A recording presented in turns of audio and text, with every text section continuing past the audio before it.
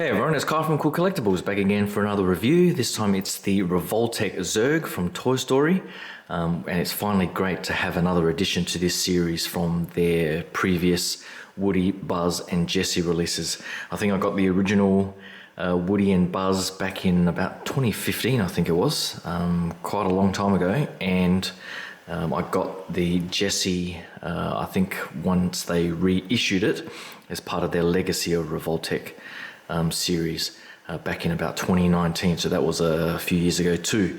So it's taken them a while to get back to Toy Story, and I'm definitely glad that they have. And overall, it's a pretty damn good set.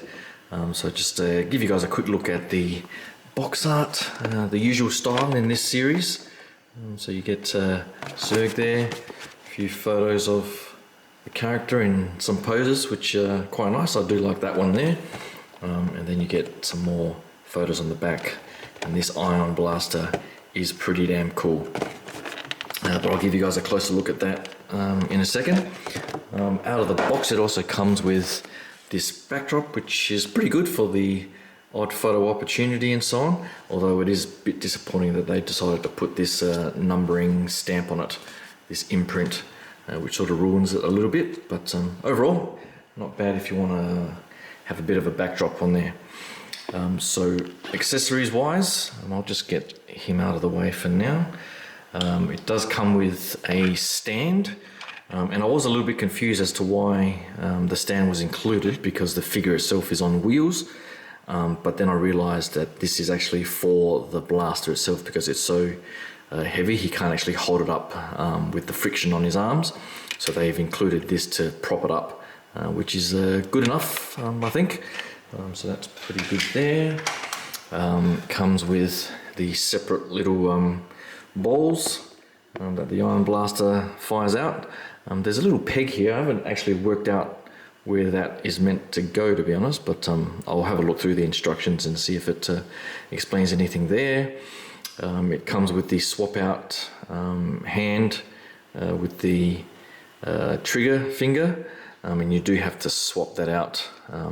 So here it just has the trigger with no hand, so you actually have to swap that out and then peg it in through there, and then that goes, actually no, I think the instructions say that goes into his forearm, and then this goes into his wrist or something like that. I'll have to figure it out. But I think it's all explained in the instructions.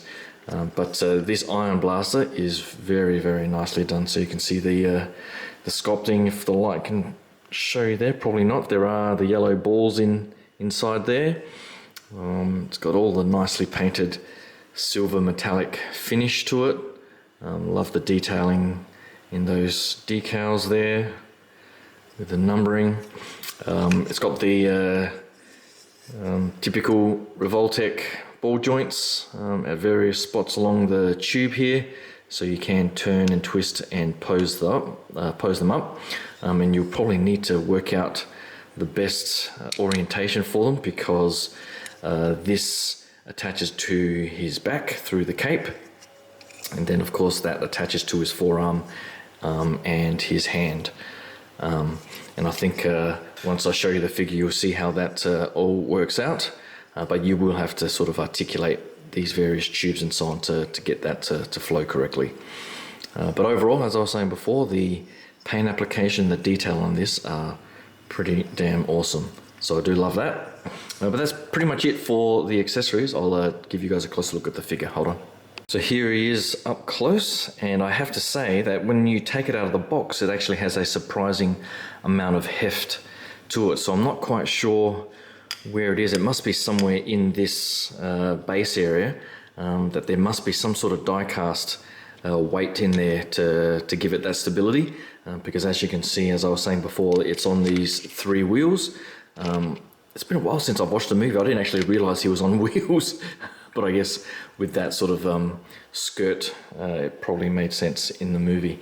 I'll have to double check the movie if it's got this seam line, because that's probably the only thing that makes that sculpt a little bit ugly. You know, the sort of misalignment with the lines here, the pleats, as per the box, so I guess that's intentional, but this center seam does look a little bit unsightly. And whether or not that's accurate to the movie, I guess I'll have to find that out. But overall, the figure itself has a nice weight to it, and you just need to be careful taking off all of the plastic. There was some foam wrapping within the torso area that was a little bit hard to get rid of. But other than that, once you get all the plastic off, it does look pretty fantastic. The purple here has a nice sort of pearlescence to it, and a bit of a metallic sheen, so that's really nicely done throughout in all the purple.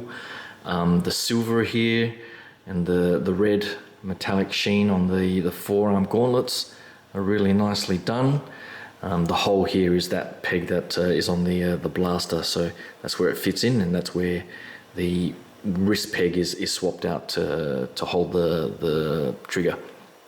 The darker sort of gunmetal here on the chest plate here is nicely done too, and the head sculpt and the eyes are just beautifully done.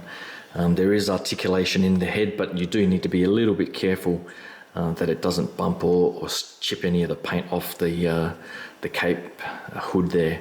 And the cape itself, as I was saying before, there is this little panel at the back that you need to push out.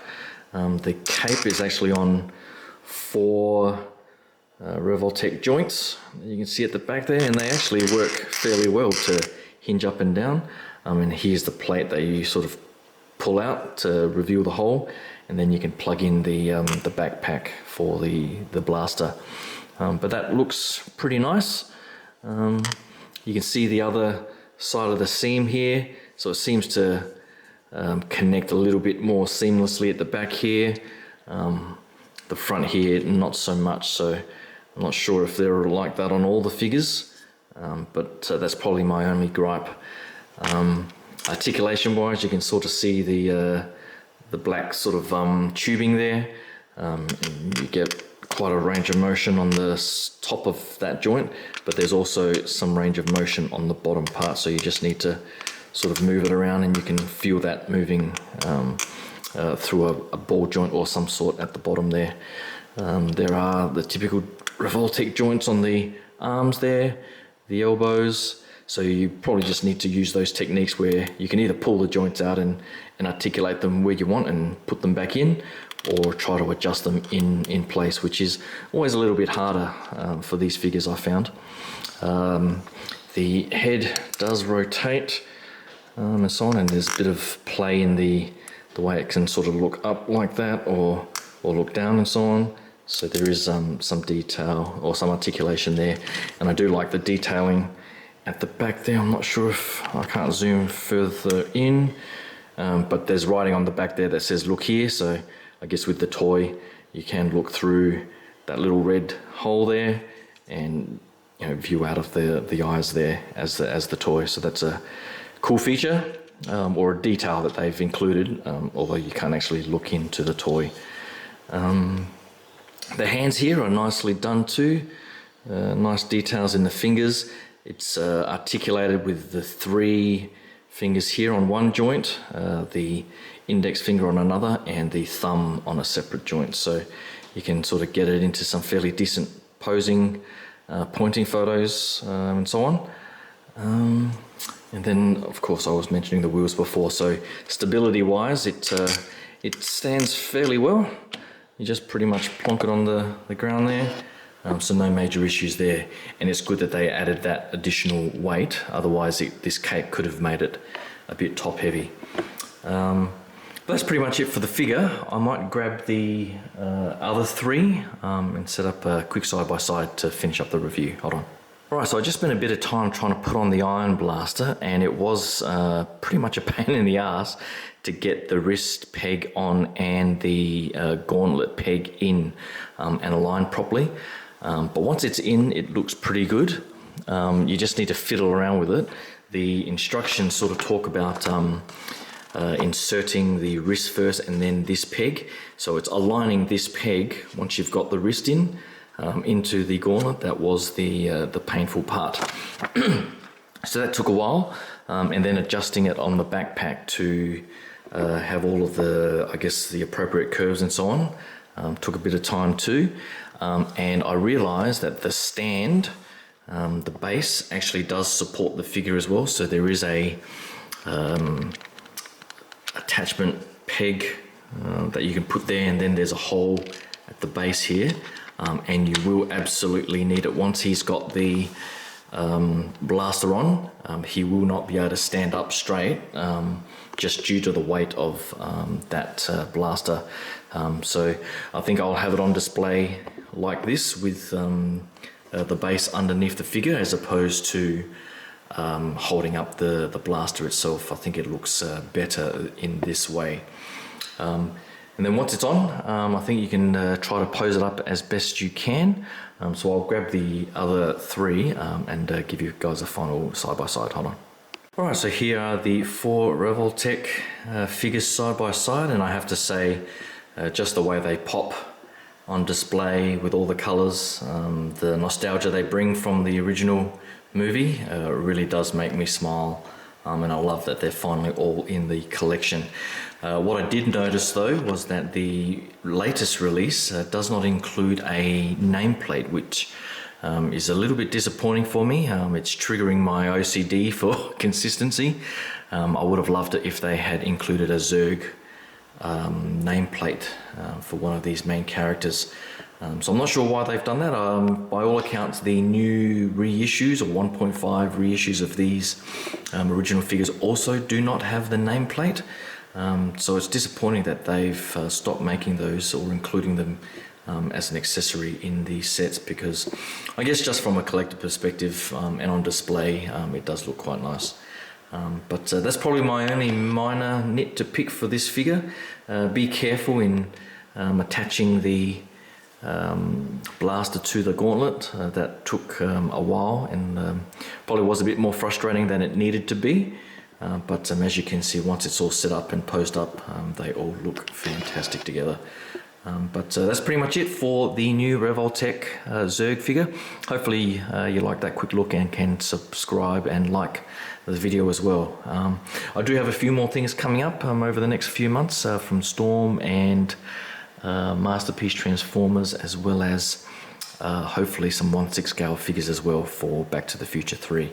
But we'll see what happens over the next couple of months, and if you can stay tuned for all of that, that'd be great. And until then, thanks again, and I'll talk to you guys soon. Cheers.